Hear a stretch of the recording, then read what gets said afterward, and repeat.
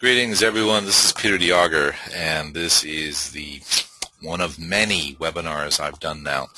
And my partner, Interthink Consulting, run by Mark Mullally, was meant to be here for the opening. He was just going to say hi. My name is Peter DeAuger, DeAuger & Company. Let me tell you a little bit about this presentation. I've just come back from Singapore. I spoke at the HR Summit there, and we had a good time.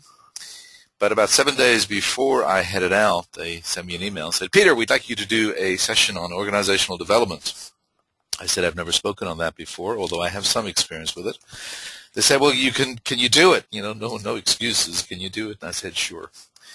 And whenever I do a topic that I hadn't been thinking on in advance of doing the topic, I always take the time to contact a bunch of people who are in that industry who might offer me some insights.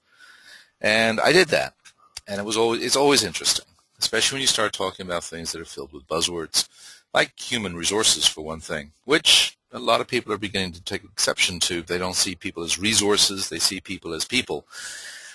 But putting that aside, you start out talking about employee training. Employee training is easy. Everybody seems to have a real good understanding of what that is. If you're putting someone on a new machine, you're giving them a new machine to use, well, they need to know how to use that. And even though some people don't like the term training, they say you train puppies, not people. The reality is you have to train people how to use new things. It doesn't matter whether it's hardware or software. And it's actually really easy to understand. They have a set of skills that they need to acquire, things they do not know how to do. I wouldn't know, for example, how to use a pressure cuff if I was helping out as a nurse in a hospital or something. So I'd need to be trained on that.